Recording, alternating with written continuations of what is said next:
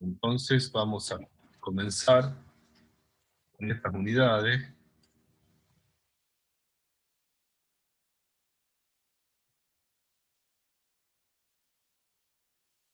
Entonces, las unidades que vamos a ver ahora, que están muy relacionadas, abarcan la unidad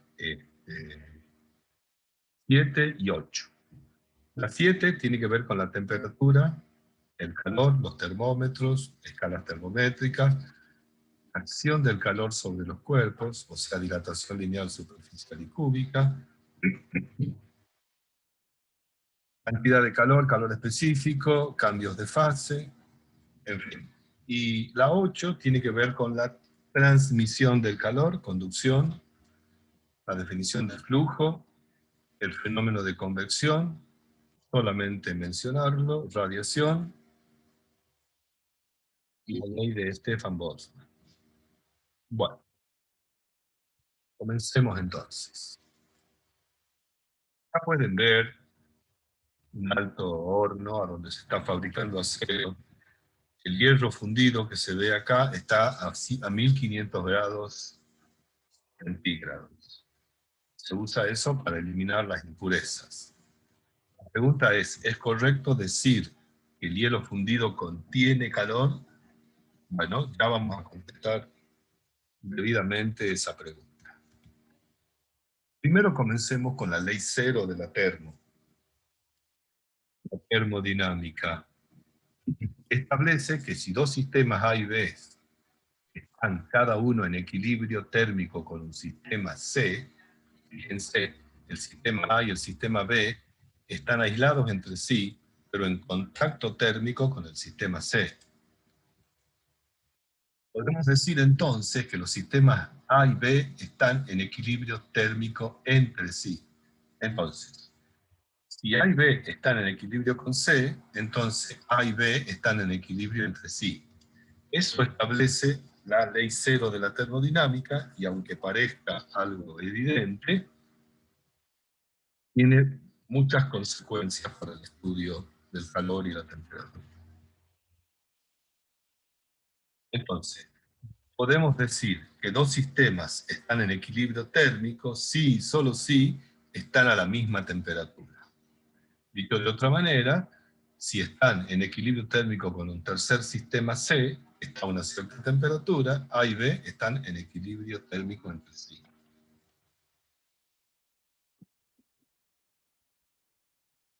Si ustedes hacen la siguiente experiencia, ¿no? Ponen 3 baldes, uno con agua caliente, otro con agua tibia y otro con agua fría. Una mano la dejan en la fría y otra en la caliente, y a continuación, después de un tiempo, la sumergen en la fría, en la tibia. Verán que una de las manos le dice que el agua está muy caliente y la otra le dice que está fría. Consecuentemente, su sistema de medición, entre comillas, de temperatura, en realidad nuestros sensores en la piel miden la cantidad de calor. Entonces hace falta, para definir la temperatura, un dispositivo que sea más objetivo, digamos. Este dispositivo es el que llamamos termómetro, y el que todos conocen es, por ejemplo, el termómetro de mercurio, cuya sustancia termométrica casualmente es el mercurio, y sufre cambios de volumen con los cambios de temperatura. Si esos cambios de volumen se calibran en grados, entonces tenemos un termómetro. Hay otros termómetros, como por ejemplo los termómetros de gas, que hacen que uno, con un recipiente de gas con volumen constante, los cambios de temperatura originen un cambio de presión, y esos cambios de presiones en el gas son proporcionales a los cambios de la temperatura.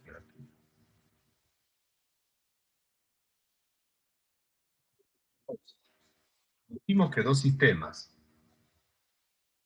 están en equilibrio térmico si solo si tienen la misma temperatura, en este principio se fija o se radica la utilidad de los termómetros.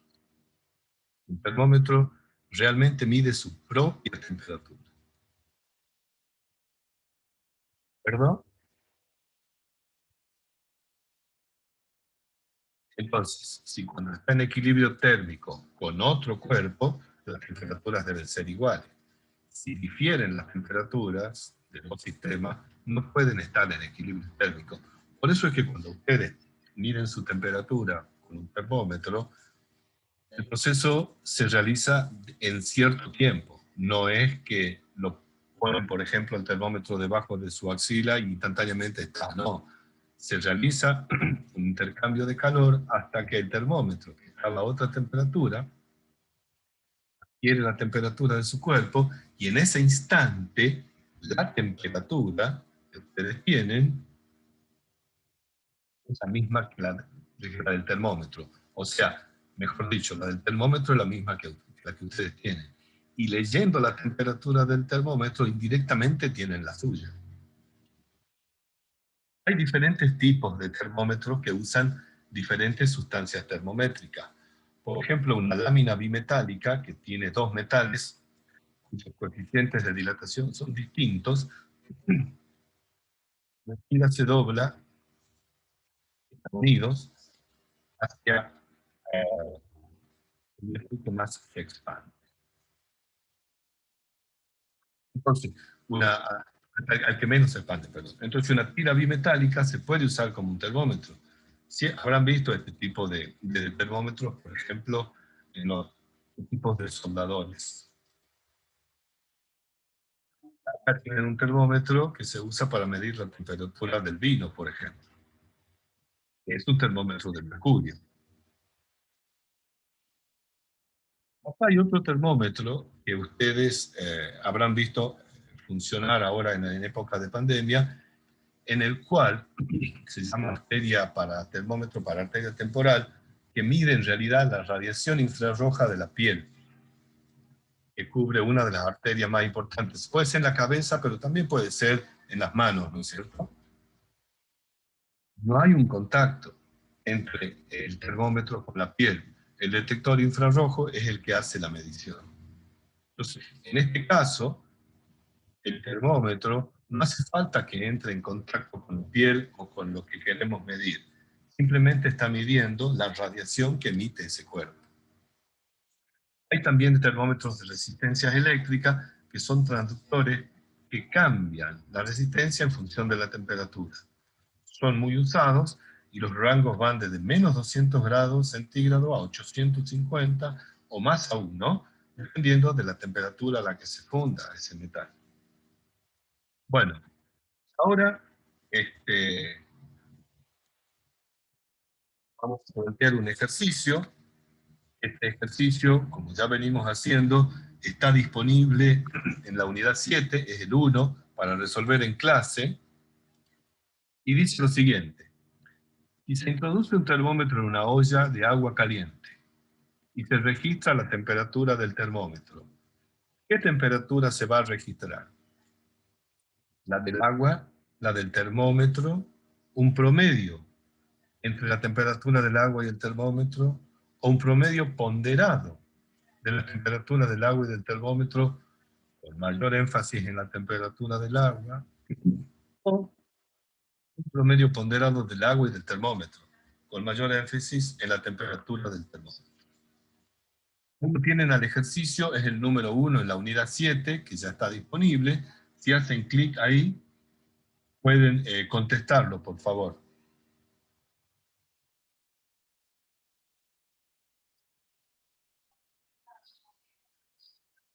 Ok, entonces, se ha contestado más o menos el 80% de los que están participando, y veo que la respuesta que está ganando es la D. Sin embargo, si recuerdan lo que yo les dije recién, ¿qué temperatura mide el termómetro? Mide la propia, en realidad. Esta temperatura, hacer la temperatura del agua una vez que se haya establecido el equilibrio térmico. Entonces, lo que está haciendo el termómetro, en este caso un termómetro de mercurio, es medir la temperatura ¿de quién? Del mismo termómetro. ¿De acuerdo? Continuemos.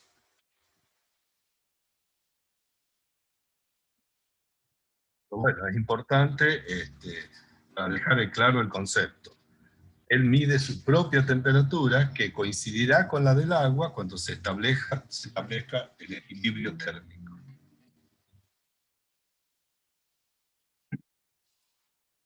En realidad, los termómetros van a ser de utilidad cuando podamos calibrarlo o definir las escalas.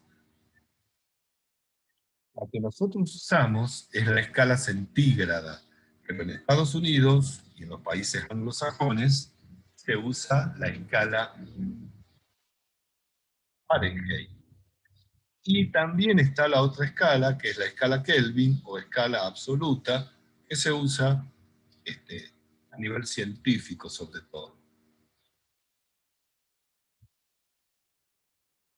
En la escala Fahrenheit, ¿Cuál sería el sistema internacional? la del sistema internacional es la Kelvin, la escala absoluta. Sin embargo, tradicionalmente se usa la escala centígrada en los países, digamos, que tienen que ver con Europa. O sea, en Europa se usa la Celsius, centígrada, y en los países anglosajones la Fahrenheit. Hay una relación entre ambas escalas. La escala Celsius o centígrada asigna 0 grado a una mezcla de agua con hielo. Entonces, si ustedes tienen agua con hielo en un recipiente e introducen un termómetro, cualquiera sea, verán que mientras haya hielo con el agua, todo el calor que ingrese a ese sistema se usa para derretir el hielo y no para aumentar la temperatura del agua. Entonces, la temperatura en el cambio de fase, de sólido a líquido, no cambia.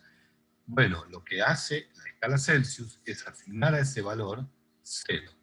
Y después, imagínense agua a 100 grados, hirviendo, quiero decir, en, en, en conjunto con el vapor que se genera.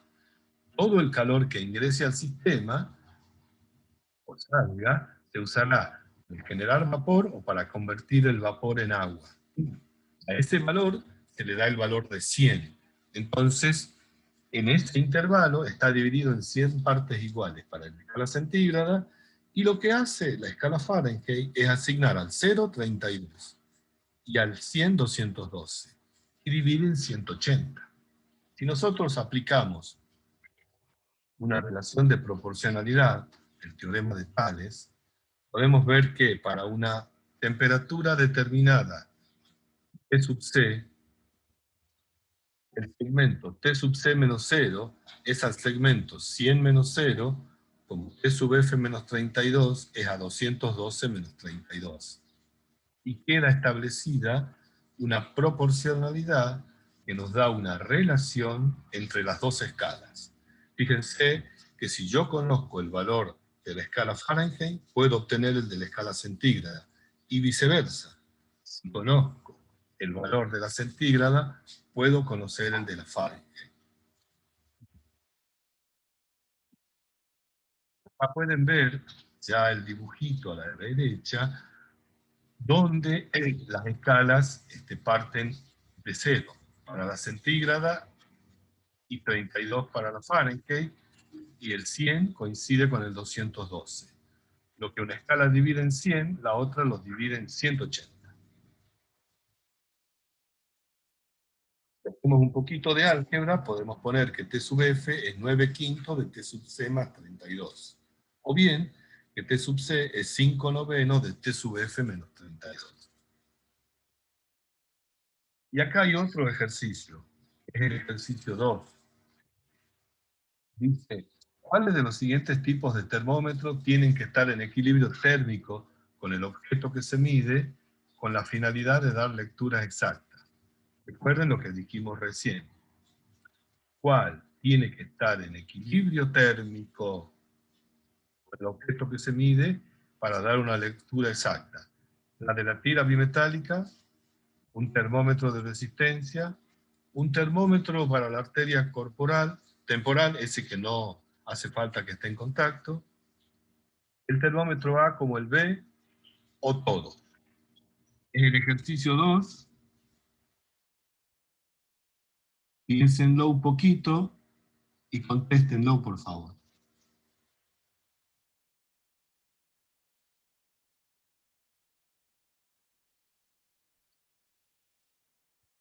La última escala es la escala Kelvin. Como les decía, que en realidad cualquier escala de temperatura depende un tanto de las propiedades específicas del material empleado. Quiere decir eso que la relación no es lineal en ciertos rangos. Lo que en realidad sería ideal definir es una escala de temperatura que no dependa de las propiedades. Esto se logra usando el termómetro de gas a volumen constante. Un termómetro de gas a volumen constante está contenido en un recipiente, varía la presión que ejerce con la temperatura de una manera sencilla y lineal. Y cuando las presiones no son muy grandes, las curvas son parecidas dependiendo de la cantidad de gas, pero todas, si uno las interpola, llega a presión cero. En ese punto, la temperatura en escala centígrada es de 273 grados bajo cero. Esta temperatura es la que tiene el valor asignado del cero absoluto, la temperatura más baja que se puede lograr en el universo. El cero absoluto, 0 Kelvin, coincide con 273 grados centígrados bajo cero, aproximadamente. Y la relación entre la escala Kelvin y la escala centígrada es lineal a diferencia de una constante. A 0 grados centígrados, la temperatura en Kelvin es 273. Y no se dice grados Kelvin, se dice simplemente Kelvin. La palabra grado se usa para la escala centígrada y la Fahrenheit. Es lo que le estoy diciendo acá. Entonces, no se pone el símbolo de grado, solamente la letra K mayúscula. La letra K mayúscula es la que se reserva para kelvins, la escala absoluta de temperatura. Por eso es que kilo, que quiere decir 1000, va con K minúscula. Todas las otras, mega, era, giga, van con mayúscula. Kilo es la única que va con minúscula, porque la K mayúscula ya está reservada para Kelvin. Bien. Entonces, no hay que decir grados Kelvin, solamente cuando se refiere a una temperatura en esa escala, dirán 520 Kelvin. Y se usa la letra K mayúscula. Acá pueden ver ya las tres escalas relacionadas entre sí. A la izquierda la Kelvin, la centígrada, la Fahrenheit y los ceros absolutos. 0 Kelvin, menos 273 centígrada y menos 460 para los grados Fahrenheit. Tienen la expresión matemática en relación a las tres escalas. Sumando de a dos, podemos obtener las relaciones que hay entre ambas. Por ejemplo, las dos primeras, entre centígrado y Fahrenheit, la segunda y la tercera, entre Fahrenheit y Kelvin, y así. Y bueno, mucho hemos hablado, vamos a ver el ejercicio 3. El ejercicio 3 es el siguiente, que también ya lo tienen disponible en el formulario. ¿Qué dice el ejercicio 3? Dice, ordene de mayor a menor las siguientes temperaturas. 0 grados centígrados, 0 Fahrenheit, grado Fahrenheit, 260 Kelvin, 77 Kelvin y menos 180 grados centígrados. De mayor a menor, primero la más grande y así sucesivamente hasta la más pequeña. Ahí tienen las relaciones entre las tres escalas para hacer los cálculos. Les doy unos minutitos para que lo hagan. Veamos qué tal le va.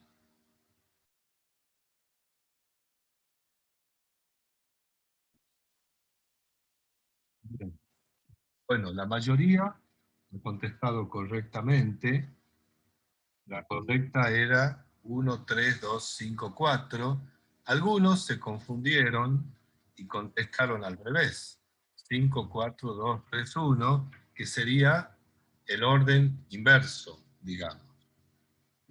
Y algunos, bueno, han optado por la B, la C y la D, pero son los menos. Así que bueno, este ejercicio, el secreto era pasar todas a una misma escala, compararlas y ordenarlas, ¿no es cierto?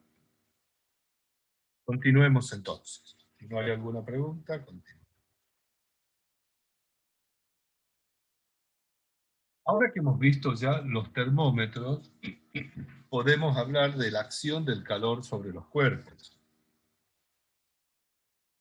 El sentido común nos dice que cuando algo aumenta su temperatura, tiende a expandirse. Podemos distinguir tres tipos de expansiones: la expansión lineal, la superficial y la cúbica. En la expansión lineal podemos hacer el siguiente experimento. Tenemos una varilla que tiene una longitud inicial L0 y está a una temperatura T sub 0.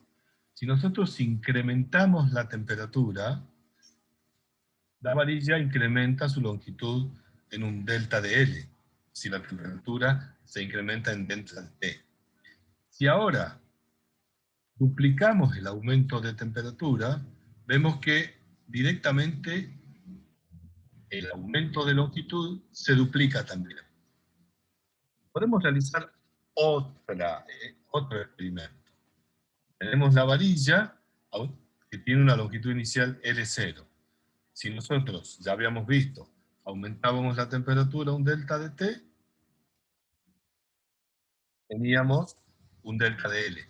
Si ahora la varilla tiene el doble de tamaño, o sea, 2L0, y aumentamos un delta de T, también se aumenta el doble la longitud. Concluimos que el aumento de longitud es proporcional al aumento de temperatura y proporcional a la longitud inicial. Entonces podemos escribir que el cambio de longitud es proporcional al cambio de temperatura, a la longitud inicial, y a un coeficiente llamado coeficiente de dilatación lineal que dependerá del material. Podemos escribir, ya que delta de L es L menos L0, longitud final menos inicial, podemos escribir la longitud final en función de la longitud inicial y del delta de L. Por lo tanto, L final es igual a L inicial por 1 más alfa delta T. Acá pueden ver algunos coeficientes de expansión térmica lineal. Y está claro que los valores son muy pequeños, del orden de 10 a la menos 5. Fíjense para el aluminio, latón, cobre. El vidrio depende del tipo de vidrio, varía. El acero, en fin. Eso quiere decir que para cambios de temperatura razonable, 50, 60 grados, digamos, 100, uno visualmente no puede ver ese cambio de longitud.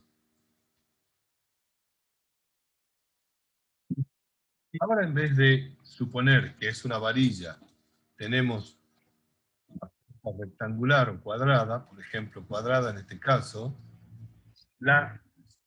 el área de la superficie es L0 al cuadrado. Si yo hago que aumente la temperatura, pasará la longitud inicial L0 a longitud L, con lo cual la superficie será L al cuadrado. Si yo comparo ahora la dilatada con la que estaba originalmente, veo que hay dos rectángulos que representan la expansión térmica superficial y este cuadradito que es el tercero más chiquitito. Entonces, podemos escribir que la longitud final S es la longitud inicial más dos veces delta de L por L0, que son estos dos rectángulos, más delta de L al cuadrado. Si nosotros al delta de L lo eliminamos por ser muy pequeño con relación a los otros dos, nos queda que este va a ser igual a S0 más 2L0 cuadrado, el alfa delta T, ya que el delta de L lo podemos escribir como L0 por alfa delta T. Y finalmente, el delta de S, que será el área de la superficie expandida menos la inicial, es proporcional a S0, como era de esperarse, proporcional al delta de T, y el coeficiente de dilatación lineal está multiplicado por 2. O sea, el coeficiente de dilatación superficial es 2 veces lineal. Beta es 2 alfa.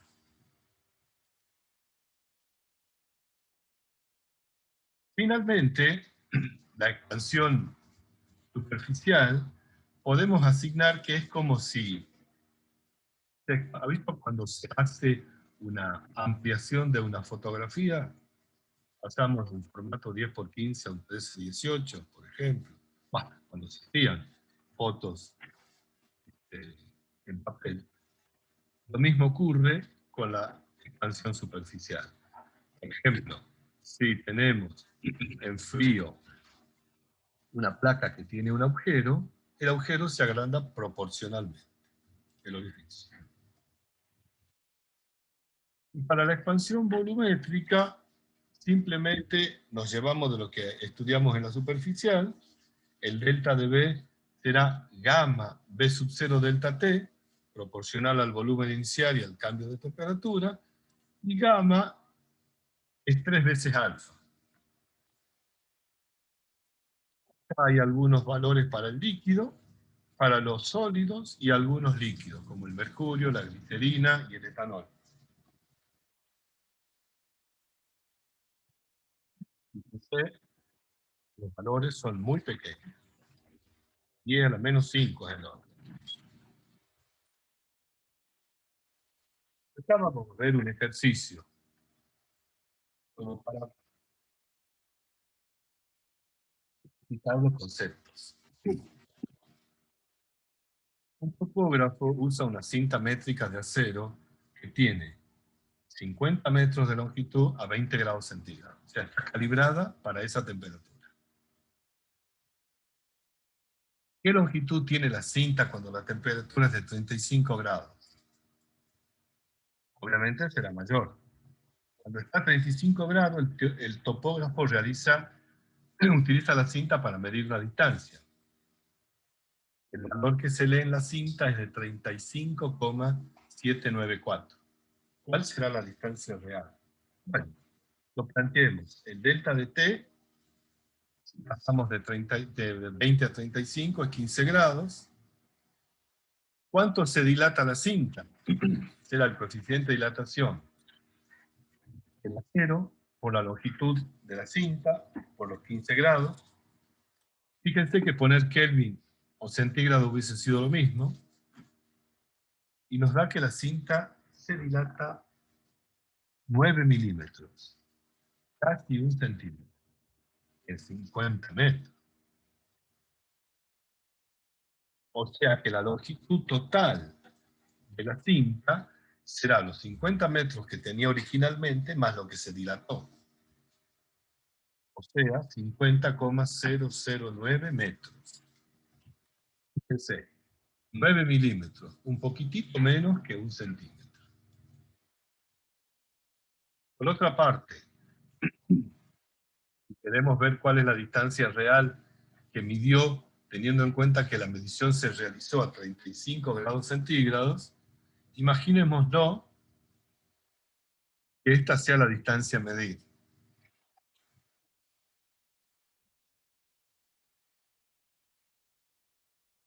Y por supuesto que la cinta a 20 grados centígrados, ya que a eso está calibrada. Y ahora, esta es la cinta a 35 grados, se dilató, ¿no es cierto? Por supuesto, está exagerado. Entonces, como la cinta está dilatada, la lectura va a ser menor que el valor real. Por lo tanto, el valor real se va a obtener a partir del valor medido más la longitud de la cinta que se dilató. Entonces, el valor real será el valor medido, que era el que a 35 grados, más la dilatación que sufrió como consecuencia del delta de T. En este caso, hay que hacer una corrección de 6 milímetros y medio aproximadamente, y la lectura es 36, corregida, es 36,8 metros. Fíjense que solamente difiere un poco más de 6, le falta un cerito al 6, de 6 milímetros. Otro ejercicio rápidamente, cambio de volumen por cambio de temperatura. Dice, un frasco de vidrio con volumen a 200 de centímetros cúbicos se llena hasta el borde de mercurio. Mercurio es el metal que es el líquido a temperatura ambiente. ¿Cuánto mercurio se desbordará si la temperatura del sistema se eleva de 20 a 100 grados centígrados? Entonces, el gamma del mercurio se lo saca de tabla. El gamma del vidrio es 3 veces el coeficiente de dilatación lineal del vidrio. ¿Y qué es lo que hacemos para saber cuánto mercurio se desbordará? Estamos al cambio de volumen del mercurio, el cambio de volumen del vidrio cuando se lo somete al cambio de temperatura, que es de 80 grados centígrados. Hacemos los cálculos y nos da un cambio, una diferencia de 2,7 centímetros cúbicos. O sea, esta es la cantidad de mercurio que se va a desbordar, ya que el mercurio se dilató más que el vidrio. El principio de funcionamiento del termómetro de mercurio en vidrio. La columna de mercurio dentro del bulbo sellado se va elevando conforme la temperatura ambiente va aumentando la temperatura, porque el mercurio se expande más que el vidrio.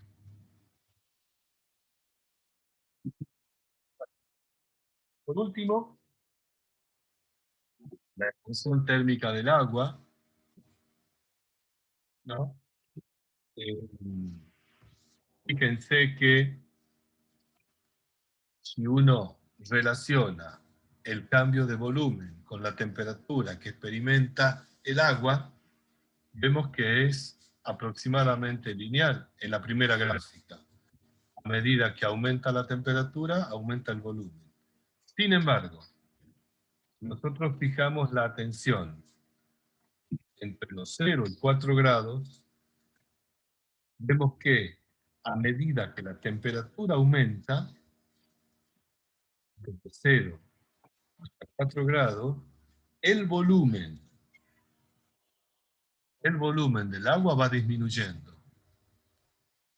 Entonces se está comportando al revés, ya que se dilata, digamos, se contrae a medida que la temperatura aumenta. O sea, un comportamiento es anómalo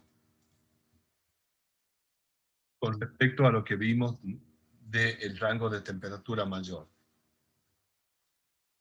Por lo tanto, el agua aumenta mucho la densidad a los 4 grados centígrados. ¿No es cierto? Estas consecuencias, digamos, son importantes para la vida, porque supónganse ustedes que estamos en el, no sé, en el invierno, en un lugar a donde hace mucho frío, no sé, Canadá, por ejemplo, o en la parte sur de la República Argentina, y los lagos empiezan a congelarse debido al invierno, a las bajas temperaturas. ¿Qué sucede? El agua que está en contacto con el aire empieza a disminuir su temperatura. Mientras disminuye su temperatura, se va contrayendo, y todo va muy bien, y llega a los 4 grados. Cuando llega a los 4 grados, pasa de 4 a 3, en vez de contraerse, se dilata. Fíjense, veamos la curva esta al revés, estamos en 4. De 4 pasamos a 3, el volumen aumenta. Entonces, como se dilata, queda en la superficie. Si pasa de 3 a 2, se sigue dilatando. Si pasa de 2 a 1, se sigue dilatando. Y cuando llega al punto de congelación, a 0 grados centígrados, su volumen es mucho mayor. Por lo tanto, cuando se congela, tiene una densidad menor. Por eso es que el hielo flota sobre el agua. Entonces, el, el, el agua se empieza a congelar desde arriba hacia abajo, con lo cual se hace una capa de hielo en la superficie del lago y la parte de abajo permanece líquida, favoreciendo la vida. También este fenómeno se manifiesta, por ejemplo, cuando uno pone una botella de cerveza o lo que fuere en el freezer y se la olvida. ¿Qué sucede? El otro día aparece explotada o, si se dio la tapa, derramada. ¿Por qué? Porque el agua, fundamentalmente de lo que está hecha la cerveza o cualquier bebida, se dilató y al dilatarse empujó la tapa. Entonces se derramó o se rompió la botella. ¿De acuerdo? Se dilató al congelarse. Bueno, y después están los esfuerzos de origen térmico que tienen que ver con el cambio de longitud que experimenta, por ejemplo, un puente, un edificio o un contrapiso de cemento. Por eso es que se realizan las juntas de dilatación para tener en cuenta esos cambios de longitudes que someterían a la estructura a un esfuerzo mecánico de origen térmico que podría destruirla. También lo vemos, por ejemplo, en las juntas de dilatación que tienen las vías de los ferrocarriles, o las juntas de dilatación que se construyen en las bocacalles cuando se hacen de hormigón, para evitar que una se superponga sobre la otra. Y cuando el trabajo está más realizado, es lo que ocurre, como podemos ver en algunas avenidas y bocacalles de nuestra ciudad, que son como si fueran lomos de burro, pero creados porque una de las, digamos, de las partes del concreto se sube sobre la otra debido a que se dilataron y no se previó correctamente la junta de dilatación. Ahora veamos la definición de cantidad de calor. Ya habíamos hablado de temperatura, veamos lo que significa el calor, digamos. Cuando uno introduce una cuchara fría en una taza de café caliente, la cuchara se calienta y el café se enfría hasta que ambos alcanzan el equilibrio térmico. Ya lo vimos esto. La interacción que causa estos cambios de temperatura se origina en una transferencia de energía de una sustancia a otra. Esta transferencia se da exclusivamente por una diferencia de temperatura y se denomina flujo de calor, transferencia de calor, en tanto que la energía que se transfiere se llama calor. Pues ya podemos decir que el calor es una forma de energía. Una forma de energía que está de paso, que está de tránsito por el cuerpo. Entonces, uno puede decir, mira, la temperatura del cuerpo humano es de 37 grados centígrados, por ejemplo. Pero no puede decir la cantidad de calor que tiene un cuerpo, porque en realidad la energía, el calor, no es del cuerpo, no le pertenece al cuerpo, solo está de tránsito por él. Entonces hay que tener bien en clara qué es lo que es la diferencia entre temperatura y calor. La temperatura, entonces, depende del estado físico de un material y es una descripción cuantitativa de su calidez o frialdad. En cambio, el término calor siempre se refiere a transferencia de energía de un cuerpo o de un sistema a otro, como consecuencia de una diferencia de temperatura. Nunca a una cantidad de energía que está en el cuerpo, que está contenida. Uno puede modificar la temperatura de un cuerpo agregándole o quitándole calor, o bien agregándole o quitándole energía de otra forma, como por ejemplo trabajo mecánico. Por ejemplo, en la parte superior derecha se ve cómo estas pesas al girar, ¿cierto?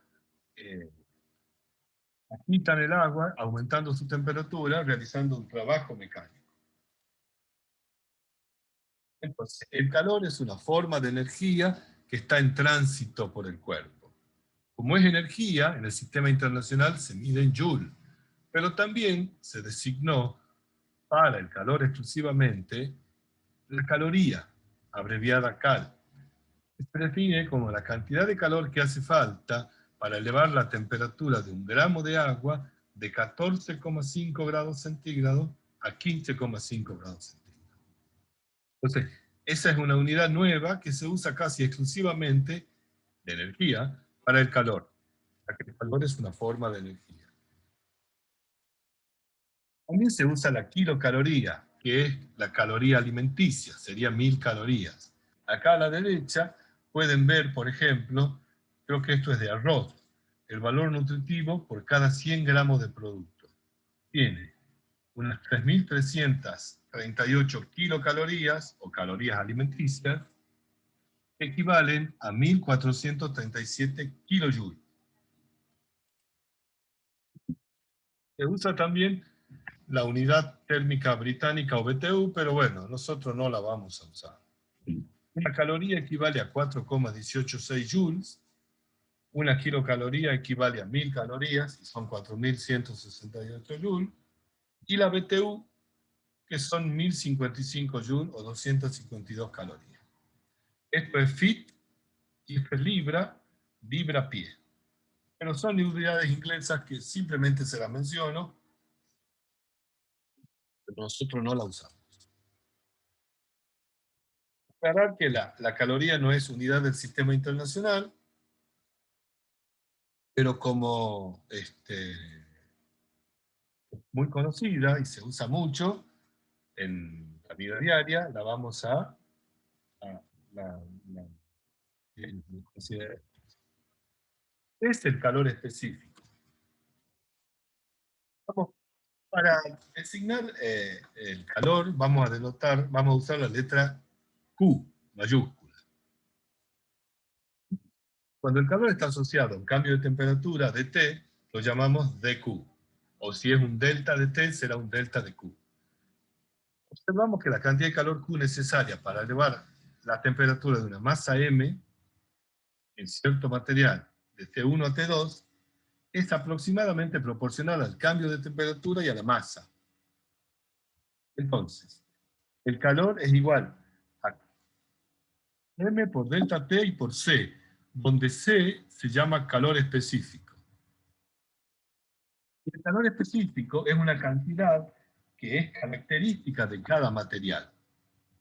Cada sustancia tiene su propio calor específico.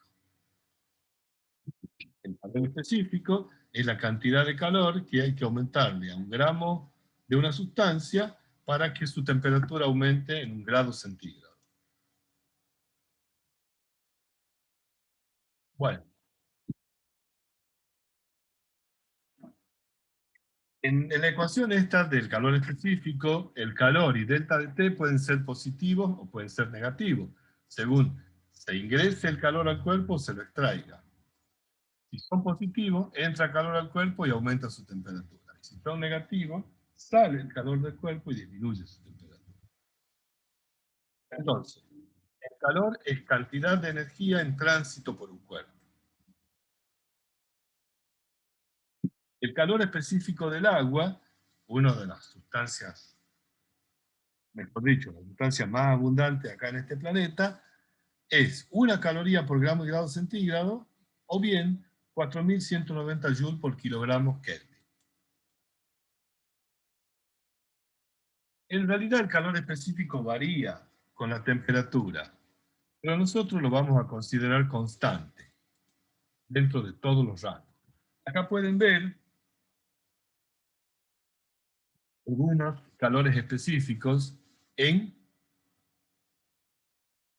joules sobre kilogramos Kelvin, la masa molar y la capacidad calorífica molar para alguna sustancia. Nosotros veamos la columna de abajo, la primera, perdón, el agua líquida, ¿se recuerdan? 4190, es la que mayor calor específico tiene. Fíjense que los metales tienen un calor específico pequeño comparado con el agua. Miren el cobre, 390 con respecto a los 4000 del agua. Los metales tienen calor específico pequeño y algunas sustancias lo tienen en valores intermedios como el etanol, el etilenglicol o el mismo hielo.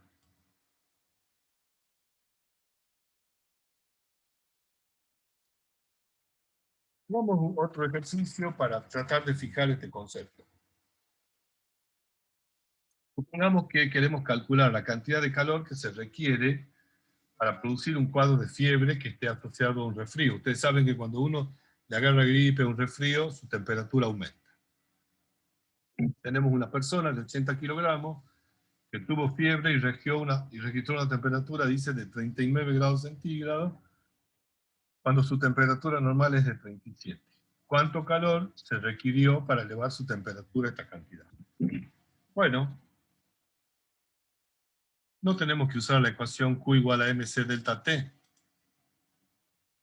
El delta T es 2 grados, el calor específico del agua es 4190, la masa es 80, masa 80, calor específico, el delta de T. El delta de T, 2 grados centígrados, es lo mismo que 2 grados Kelvin. Hacemos los cálculos, nos da algo así como 6,7 por 10 a la 5 joules o 133 kilocalorías. Esta es la cantidad de calor que tiene que usar el cuerpo humano para generar esa fiebre. Lo hace el cuerpo, por supuesto. Ahora, comparen las 133 kilocalorías con el valor nutritivo que tienen 100 gramos de arroz. Es casi la tercera parte.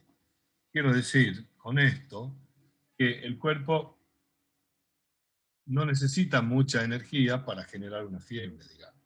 Y la puede hacer, y lo puede hacer muy fácilmente.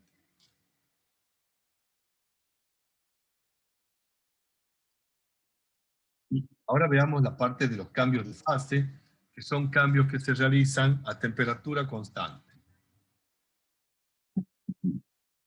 Fíjense, acá hay un ejemplo. El aire, dice circundante, se encuentra a temperatura ambiente, pero esta mezcla de hielo y agua se mantiene siempre a 0 grados, mientras haya hielo fundiéndose, porque todo el calor que ingresa se usa para fundir el hielo y no para aumentar la temperatura del agua, como les dije anteriormente. Entonces, todos los cambios de fase se hacen a temperatura constante. Por ejemplo, para convertir 1 kilogramo de hielo a 0 grados en 1 kilogramo de agua a 0 grados a la presión atmosférica, se necesita unos 334.000 joules de calor. Si nosotros a eso lo ponemos en calorías por gramo, que es una unidad más pequeña, más grande, perdón, no necesitamos aproximadamente 80 calorías por cada gramo de hielo. O sea que si nosotros queremos fundir 1 gramo de hielo y transformarlo en 1 gramo de agua, le tenemos que entregar unas 80 calorías. Entonces, eso se llama calor de fusión, y es cuando un determinado material pasa de una fase a otra. Este calor de fusión, o también puede ser de vaporización, cuando pasamos del estado sólido al gaseoso, depende de la masa y de un valor característico, que es el calor de fusión, que tendrá un valor diferente para cada sustancia. Para el caso del agua, por ejemplo, el calor de vaporización es de 540 calorías por grado. O sea, hay que entregarle 540 calorías a 1 gramo de agua a 100 grados centígrados para transformarlo en vapor. Acá pueden ver algunos calores de fusión y de vaporización para ciertas sustancias, ¿no? Están puestos los calores de fusión en joules sobre kilogramo. Puede pasar a calorías por gramo, por ejemplo, también. Fíjense, acá pueden ver, para tener una idea más acabada del proceso, una relación entre la temperatura y el tiempo, mientras el agua, por ejemplo, va pasando por sus distintas fases. De A a B, entrega una cierta cantidad de calor, Q, para que la temperatura del hielo pase de -25 a 0 grados. Una vez que llega el hielo a 0 grados, si le sigo entregando calor, hace falta 80 calorías por cada gramo, y el hielo pasa de ser hielo a 0 grados a agua a 0 grados en el punto C. Si le sigo entregando calor, el agua a 0 grados empieza a aumentar su temperatura hasta que finalmente llega a los 100 grados centígrados. Ahí le sigo agregando calor, el agua se empieza a convertir en vapor de agua. Y después de un cierto tiempo, toda el agua se ha transformado en vapor, en el punto E. Y sigo entregando calor, el vapor de agua, el vapor se seguirá calentando, pero ya en la fase gaseosa. Entonces, desde A hasta E y pasado E, yo entregué calor y el agua fue pasando por los distintos fases. Fíjense, en, en el segmento BC y DE, la temperatura se mantuvo constante. ¿Por qué? Porque fueron los cambios de fase. En los otros tres procesos, de A a B, de C a D y de E en adelante, la temperatura varía linealmente con el tiempo y con el calor.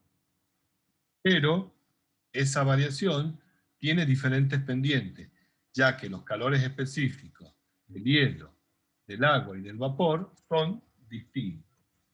El del agua y el del vapor son muy similares. Pero con respecto al agua líquida, el del hielo y el vapor de agua son similares, pero el agua líquida es un valor mayor. El calor de combustión. En realidad, el calor de combustión, en las reacciones químicas, tiene lugar la combustión. Y son análogos a los cambios de fase en cuanto a que implican cantidades definidas de calor. La combustión total de 1 gramo de gasolina, por ejemplo, produce unos 46.000 joules, casi unas 11.000 calorías.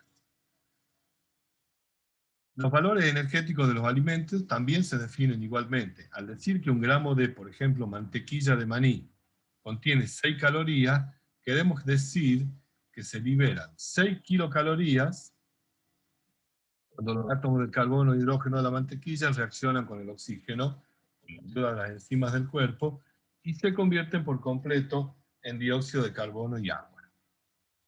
Ahora, no toda esta energía se puede convertir directamente en trabajo.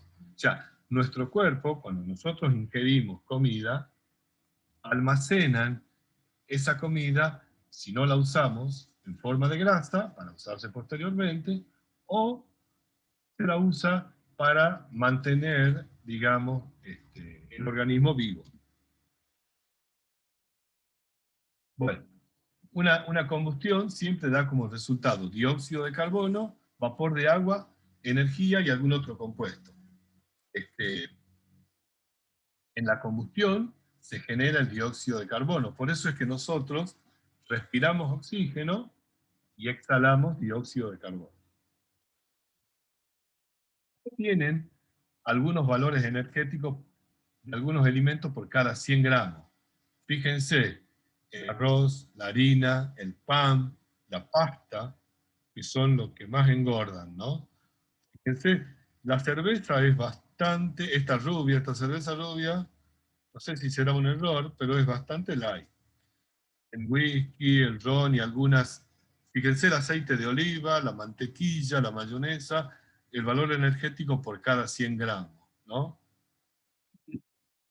Almendras, la leche de vaca sin descremar, una pizza parece dietética esta pizza. Bueno, son 100 gramos de pizza.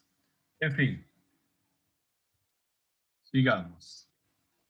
Y acá pueden ver una tablita a donde uno te muestra el requerimiento energético de una persona por hora, ¿no?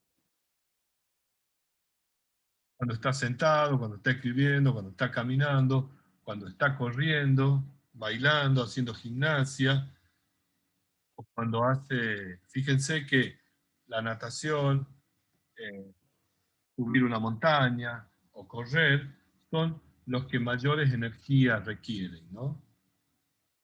Aquí no está estudiando, pero bueno, estudiar requiere mucha energía también. Así que si alguien quiere hacer dieta, yo le, digamos, si quiere bajar de peso, mejor dicho, les recomiendo que estudien, digamos. Es una gimnasia importante. Bajar de peso. Ya vamos a ver otro ejercicio. Dice, un campista vierte unos 300 gramos de café, inicialmente en una olla a 70 grados, está en una taza de aluminio que tiene 0,120 kilogramos y está a 20 grados centígrados. Entonces, tengo una taza que está a 20 grados centígrados y tengo café que está a 70, al café lo pongo en la taza, ahí está. ¿Y cuál será la temperatura de equilibrio? Suponga que el café tiene el mismo calor específico que el agua y que no intercambia calor con el entorno. Entonces, ¿cuál es el secreto acá? ¿Cómo se calculaba el calor? Q era la masa por el calor específico por delta de T. T para el café, W para el agua, obviamente el W para el agua es de water, y AL para el aluminio. Entonces, ¿qué es lo que sucede? Una vez que se establece el equilibrio, el calor absorbido por el aluminio, que es la taza, más el calor cedido por el café, tiene que ser igual a cero. ¿Quién cede calor? El café. ¿Y quién absorbe? La taza, ¿no es cierto? Esto es como una relación, digamos, entre el aluminio y el café. Y como ustedes saben, en toda relación, alguien tiene que ceder. ¿Quién está cediendo acá? El café. ¿Ok? Entonces, el calor cedido por el café más el calor ganado por el aluminio tiene que ser igual a cero. ¿Qué es lo que puse acá? Si sustituimos los delta de T para el café por los delta de T del aluminio, ¿cómo se calcula el café? Es la temperatura final menos la inicial. Y la temperatura final es la temperatura de equilibrio en este caso. Bueno, hay que hacer los cálculos y llegamos a la conclusión de que una vez que se ha establecido el equilibrio, la temperatura del café más la taza es de 66 grados. O sea, la temperatura bajó 4 grados. Uno cuando quiere, por ejemplo, enfriar una taza de café está muy caliente para tomarla, ¿qué es lo que hace? La pasa a otra taza. ¿Qué logra con eso? Que haya un intercambio de calor entre el café y la taza y la temperatura baja. Quiero decir, baja la del café y sube la de la taza. Pero la temperatura resultante es menor que la que tenía inicialmente el café.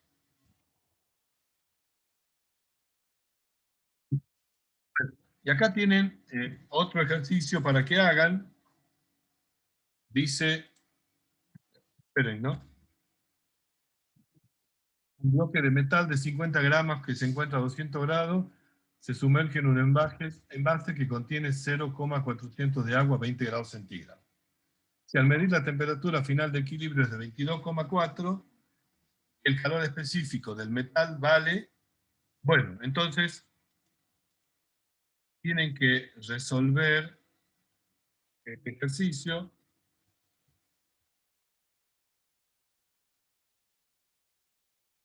Es el ejercicio 4.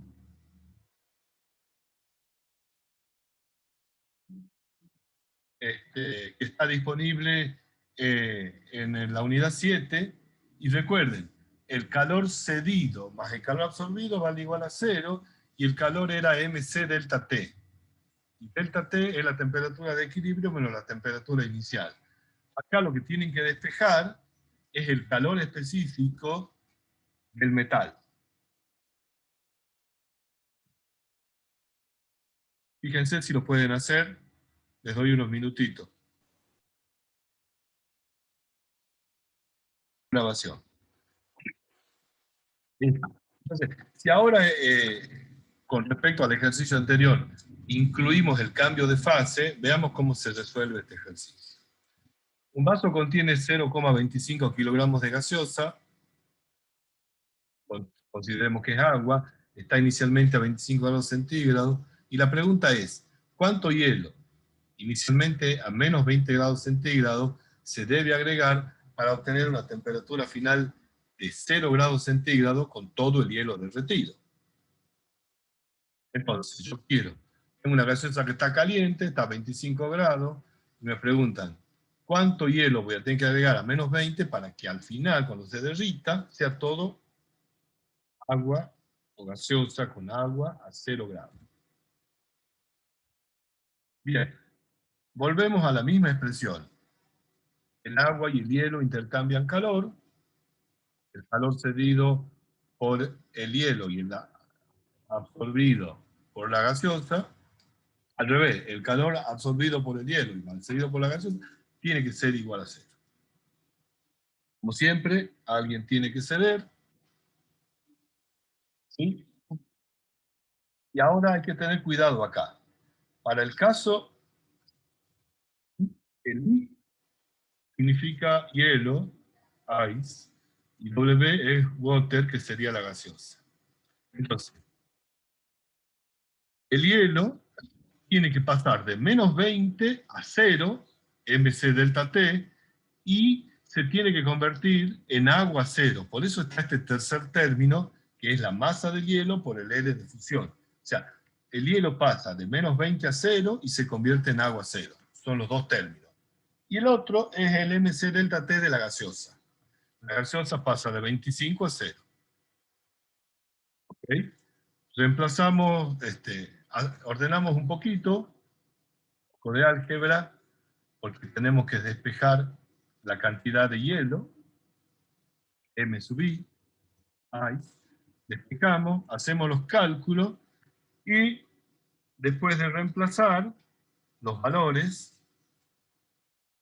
con el calor específico del hielo y el calor específico del agua, todo eso se saca de tablas, o si no el problema lo tendría que dar.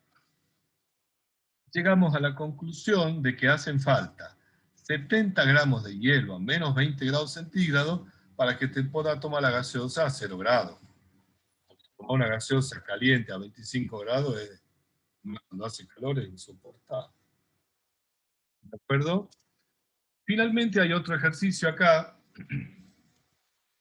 un poquito más complicadito, una olla gruesa de cobre que tiene una masa de 2 kilogramos, está la tapa incluida, está a una temperatura de 150 grados.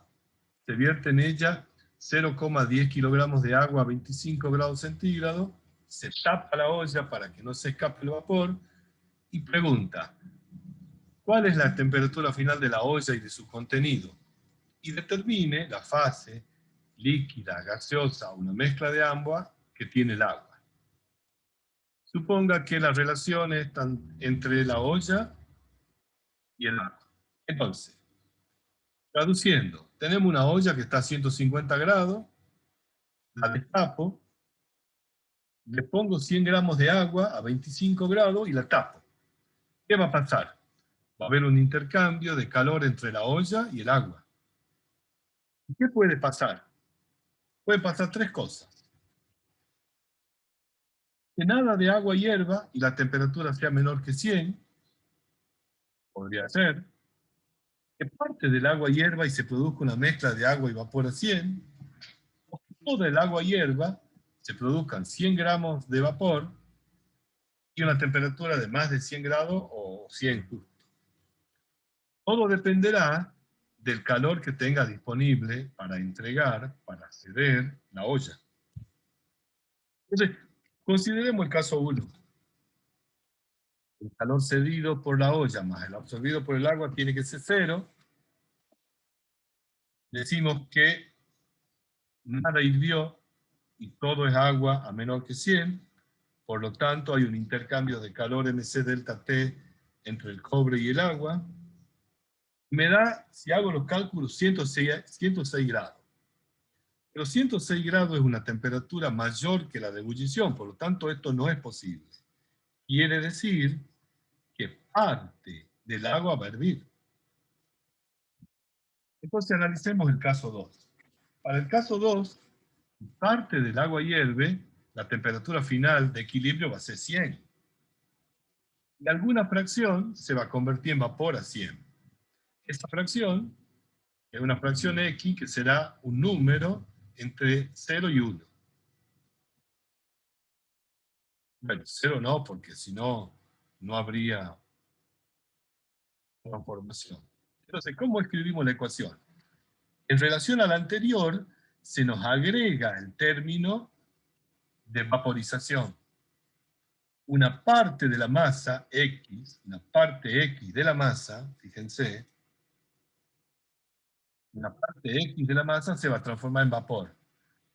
Pero la temperatura de equilibrio va a ser 100. O sea, va a coexistir agua a 100 con vapor a 100.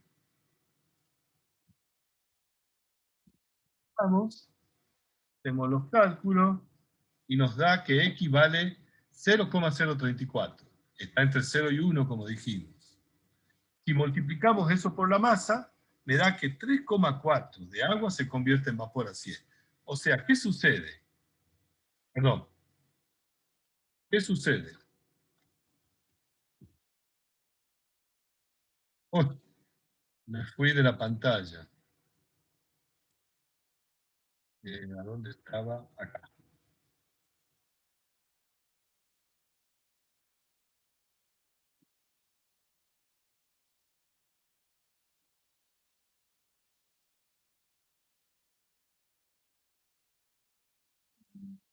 Acá.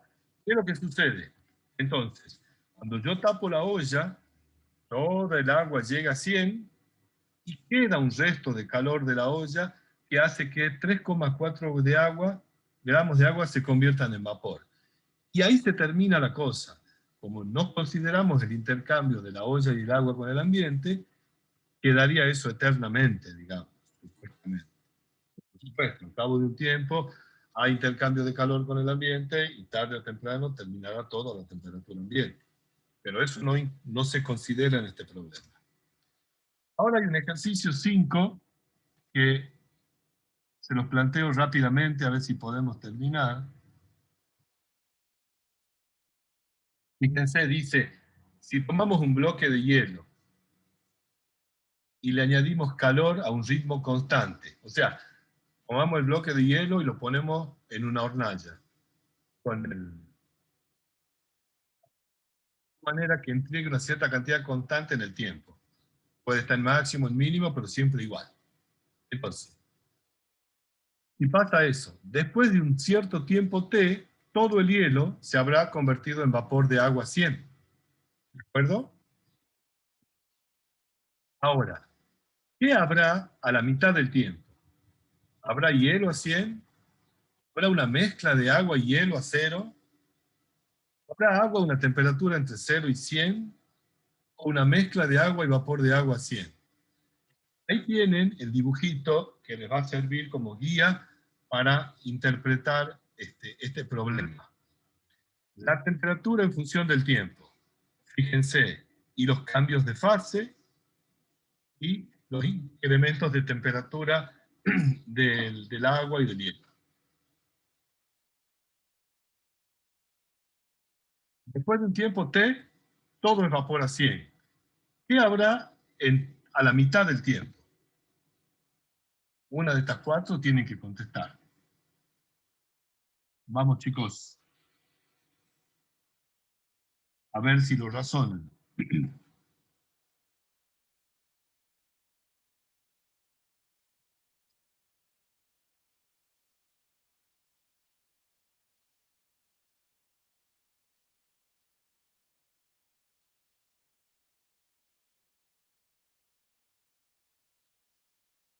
A esto, reanudo la grabación. No era eso. ¿Qué pasa?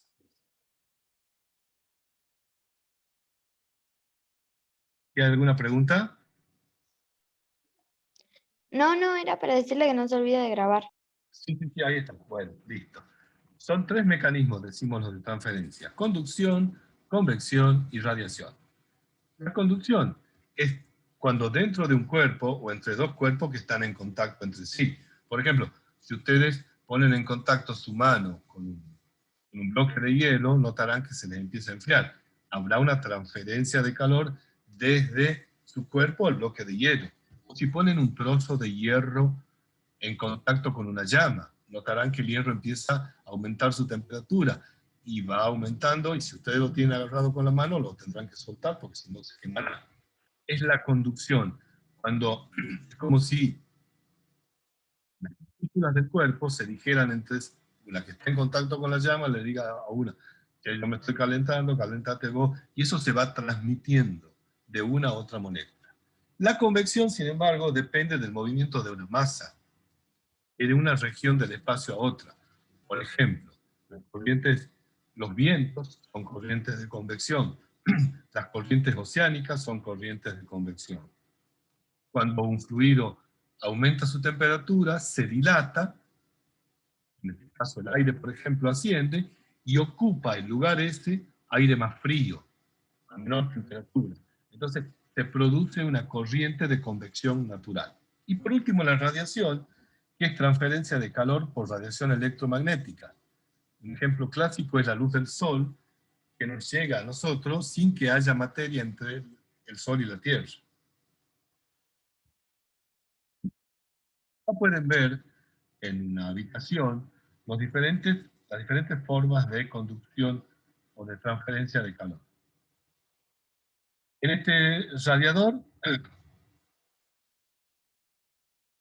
el aire que está en contacto con él se calienta, sube, después llega a la parte más alta, se enfría, baja y se transforma, se establece una corriente de convección natural, redistribuyendo, digamos, el calor y la temperatura por el ambiente.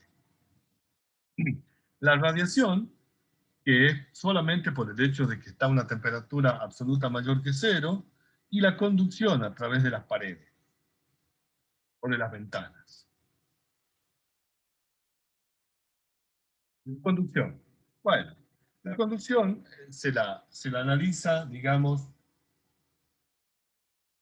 a través de experimentos. El flujo de calor será la cantidad de energía que fluye por unidad de tiempo, H, Q sobre T.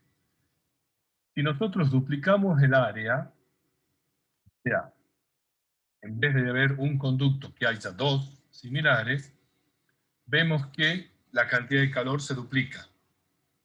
Se duplica. Por lo tanto, es proporcional al área. Y es inversamente proporcional a la longitud.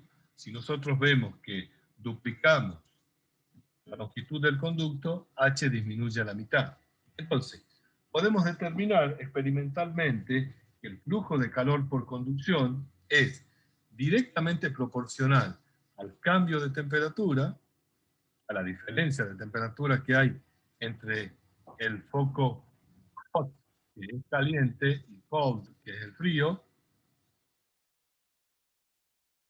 directamente proporcional al área. Cuando mayor sea la superficie por donde se transmite, mayor será H, e inversamente proporcional a la longitud. Cuando más gruesa sea una pared, menos calor se pierde. Y para establecer la igualdad, hay un coeficiente de conductividad térmica que dependerá de cada material. Acá tienen algunos, por ejemplo. Los metales tienen un coeficiente de conductividad térmica muy grande, por lo tanto son buenos conductores del calor, y los ladrillos, los tabiques, el concreto, el corcho, fíjense la fibra de vidrio, el vidrio mismo, hasta el mismo hielo, tienen coeficientes de conductividad térmica pequeños comparados con los metales. Los gases también son malos conductores del calor, fíjense el aire, el argón. Entonces, por lo general los metales que conducen la electricidad son buenos conductores del calor. Y los aislantes eléctricos son malos conductores del calor. Hay un ejemplo de cómo funciona la naturaleza para retener el calor dentro de los cuerpos, ¿no?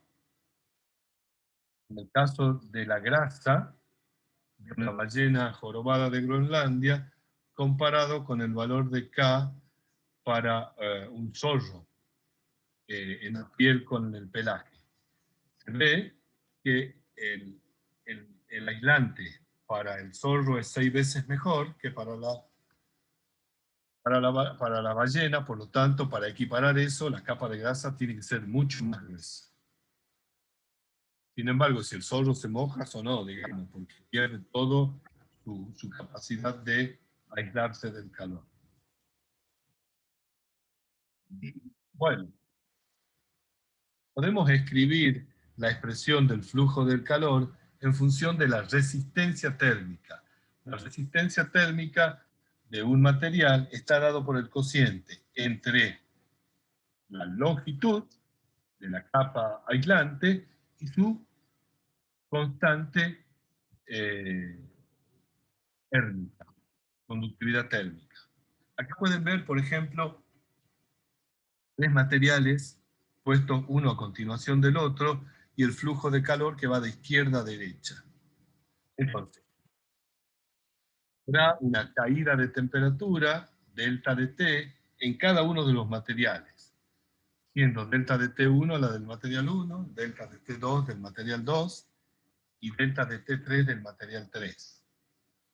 Es un hecho que el cambio total de temperatura entre la parte izquierda y la parte derecha del conjunto de estos 3 materiales es la suma de los 3 cambios de temperatura.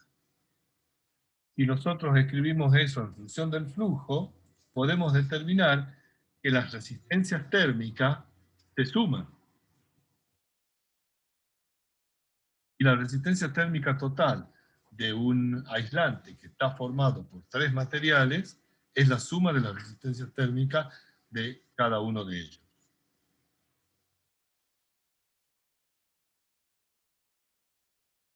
Ok, acá tienen algunos valores de resistencia térmica de materiales aislantes del calor, como el ladrillo, el vidrio, el corcho y el aire, y otros que no son aislantes, para que veamos realmente la diferencia que hay, el cobre y la plata. La plata es uno de los mejores conductores del calor, así que sería ideal que los utensilios de cocina fueran de plata, pero claro, serían muy caros. Así que se usa el cobre. Las ollas de cobre son muy buscadas por su gran conductividad térmica. Bueno, acá hay un ejercicio para ver qué es lo que pasa cuando uno tiene una hielera supongamos, nosotros lo llamamos conservadora, y supongamos que tiene una pared total, incluida la tapa, toda la superficie de la conservadora es de 0,80 metros cuadrados. Tiene un espesor de 2 centímetros. Está llena de hielo, agüita y latas de cerveza, listas para ser tomadas, todas a 0 grados centígrados. Entonces, calcule, dice, la tasa de flujo de calor hacia el interior de la caja si la temperatura de la pared exterior es de 30 grados centígrados. Entonces, esta conservadora, supongamos que está en la playa, la tenemos ahí, adentro está a 0 grados, afuera está a 30 grados, y queremos ver cuánto calor está ingresando a esta conservadora y cuánto hielo se va a derretir en 3 horas para saber si todavía la cerveza va a estar fresca o no. Entonces, ¿cuál sería, digamos, la forma de encarar esto? Bueno, supongamos que imaginamos toda la conservadora como si fuese una sola placa, con la superficie total. De un lado hay 30 grados, la parte hot, la parte cold está a 0. Aquí está el hielo y todo lo demás. Y esto tiene un espesor de 2 centímetros.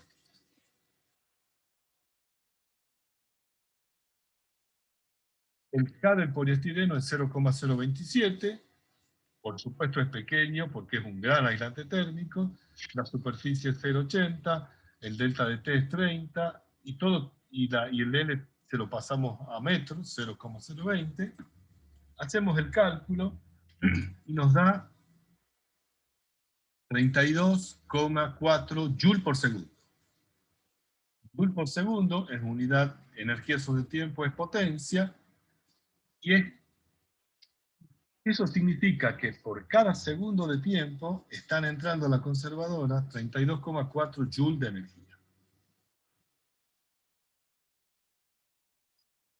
Si nosotros queremos saber cuánto hielo se funde en 3 horas, tenemos que suponer que todo el calor se va a usar para fundir el hielo, que está a 0 grados.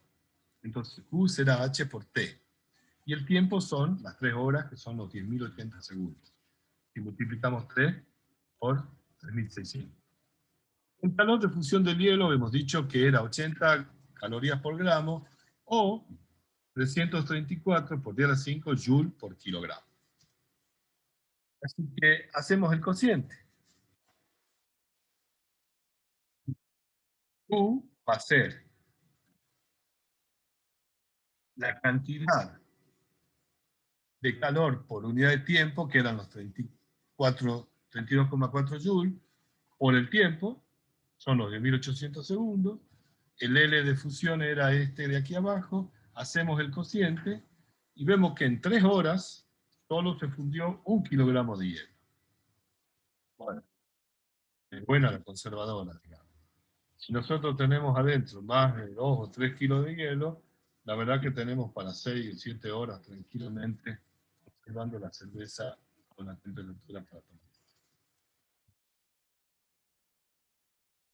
Bueno, este es otro ejercicio, nada más que acá hay una barra de acero y una barra de cobre que están entre una temperatura de 100 y de 0 grados centígrados. Como el flujo de calor es el mismo para las dos, igualamos los flujos, despejamos la temperatura que habrá en el medio de la unión, hacemos los cálculos, y el valor, bueno, primero calculamos cuál es el flujo. El flujo será, bueno, calculamos la temperatura y nos da 20,7 grados. O sea, de 100 pasamos a 20,7 acá a los 10 centímetros y de 20,7 a 0 por el cobre. El flujo de energía nos da 15,9 Joule por segundo. O sea, es la cantidad de calor por unidad de tiempo, Joule, que está transmitiéndose a través de las dos barras. Y ahora las barras las ponemos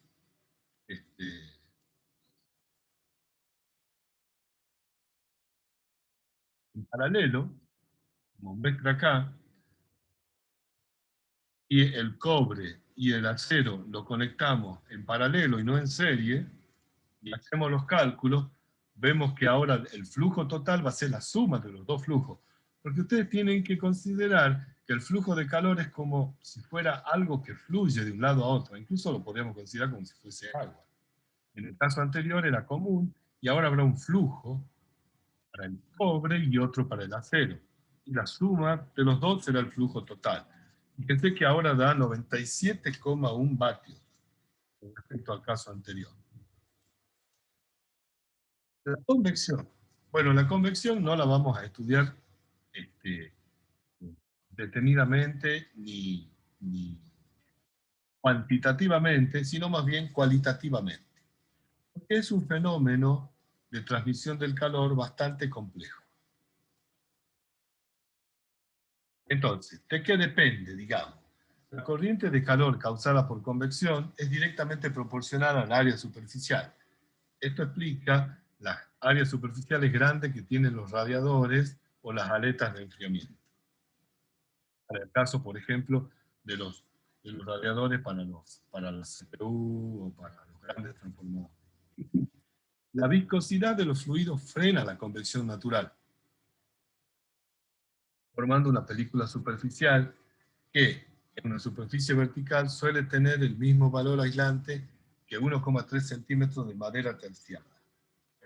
Por eso es que nosotros, por ejemplo, para evitar la pérdida de calor por convección, en contacto con la piel con el aire, nos ponemos ropa, por ejemplo de lana, que tiende a crear una película de aire más calentito entre la corriente de convección y nuestro cuerpo para evitar la pérdida de energía mediante este proceso. Bueno, la corriente de calor causada por convección es aproximadamente proporcional a las 5/4 de la diferencia de temperatura entre la superficie y el cuerpo principal de fluido. Bueno, acá hay un ejercicio, que es otro ejercicio, el 7, que tiene que ver con lo que estuvimos viendo de conducción del calor. Y dice, una habitación tiene una pared hecha de concreto, otra es de cobre y otra es de acero. Todas las paredes son del mismo tamaño y tienen la misma temperatura de 20 grados centígrados. ¿Qué pared van a sentir más fría ustedes al tocarla? ¿La de concreto, la de cobre, la de acero o las tres por igual? Contéstenlo, por favor. Y ya estamos terminando.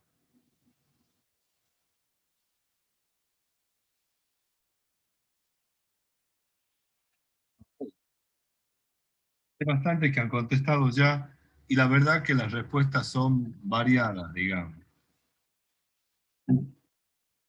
Pero para explicarlas, tengamos en cuenta que los sensores que nosotros tenemos en nuestra piel, ¿qué es lo que miden? No miden temperatura, miden qué tan rápido entra o sale el calor del cuerpo. Y acá hay que ver cuál de los tres, al contacto con nuestra mano, nos va a sacar más calor. Y nos va a sacar más calor el que tenga un mayor coeficiente de conductividad térmica. ¿Y cuál de los tres tiene un mayor coeficiente de conductividad térmica? El cobre. Por lo tanto, el cobre se va a sentir más frío que los otros tres, los otros dos, por más que esté a la misma temperatura. Porque nuestro cuerpo, sus sensores, miden la cantidad de calor que nos saca o que ingresa a nuestro cuerpo. En este caso, lo saca. Y el cobre tiene el coeficiente de conductividad térmica mayor.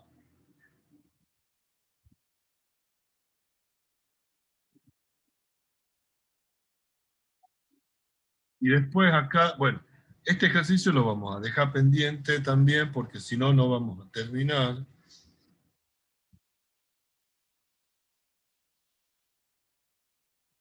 Después lo pueden hacer ustedes en casa. Y el último que nos toca ver es la radiación. La radiación yo les había dicho que es la transferencia de calor a través de ondas electromagnéticas, como por ejemplo la luz visible, los rayos infrarrojos y la radiación ultravioleta. Todos hemos sentido el calor que tiene la radiación solar y el intenso calor que irradia un asador de carbón o las brasas de una chimenea. Casi todo ese calor que nos llega de esos cuerpos tan calientes no nos llega en realidad por conducción ni por convección, sino nos llega por radiación. La diferencia de calor existiría a pesar de que hubiese un vacío entre nosotros y la fuente de calor. Acá pueden ver una fotografía infrarroja de colores que revela la radiación emitida por diferentes partes del hombre. Fíjense cómo la gaseosa que está fresca es de un color oscuro y las partes que están de la piel que están más calientes son las que están más rojas, son las que están más calientes. La oreja está un poco más fría y el pelo también, digamos, y la parte de la remera. Bueno, entonces, por lo general podemos decir que todo cuerpo, a una temperatura ordinaria, emite energía en forma de radiación electromagnética. Todo cuerpo. Temperaturas ordinarias, digamos 20 grados, casi toda la energía se transporta en ondas de infrarrojo, con longitudes de onda mucho mayores que la longitud de la luz visible. Al aumentar la temperatura, las longitudes de onda se desplazan hacia valores mucho menores. Cuando la temperatura es de 800 grados, un cuerpo emite suficiente radiación visible para convertirse en un objeto luminoso. Estamos hablando de metales, ¿no es cierto?, que todavía son a esa temperatura cuerpos sólidos. A más de 3000 grados, la temperatura, por ejemplo, de los viejos filamentos de bombilla incandescente, la radiación se ve blanca, digamos. Se llama blanco vivo. ¿Cómo se puede cuantificar la radiación? Y bueno, se demuestra experimentalmente que la cantidad de calor, por unidad de tiempo, que emite un cuerpo por el hecho de estar a la temperatura mayor que 0 Kelvin, es proporcional a la temperatura Kelvin absoluta a la cuarta. Es proporcional a la constante de Stefan Boltzmann, que es un valor muy pequeño, 5,67 por 10 a la menos 8 en unidades del sistema internacional. O sea, que la radiación depende de la temperatura, elevada a la cuarta. Hay que tener una buena calculadora, y si no hay que multiplicar la temperatura por sí misma 4 veces. Pero tiene que estar en Kelvin. Depende de la constante de Boltzmann, que es un valor constante, que vale 5,67 por 10 a la menos 8, de la emisividad, que es un valor entre 0 y 1, donde 0 sería que no irradia nada y 1 sería el máximo, y también depende del área, de la superficie que está radiando. Cuanto mayor sea el área, mayor energía por unidad de tiempo emitirá.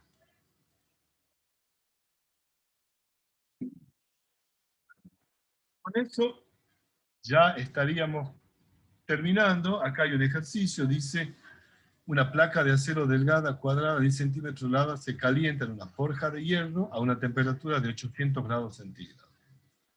Mi permisividad es 0,60, calcule la tasa total de energía por radiación. Ponemos la expresión de la radiación, usamos el área metros cuadrados, pasamos la temperatura a Kelvin, hacemos los cálculos y nos da 900 vatios. 900 vatios, o sea, 900 joules por segundo. 900 vatios, por ejemplo, es la energía que consume un microondas. La potencia que consume un microondas. Y una plancha puede tener, una plancha pequeña, unos 900, una plancha para planchar, ¿no? 900 vatios. Un electrodoméstico, de esos que vienen ahora para cocinar, que son ollas eléctricas, puede andar también en esa cantidad de energía por el tiempo, 900 vatios. Bien. Yo creo que con eso terminamos por hoy.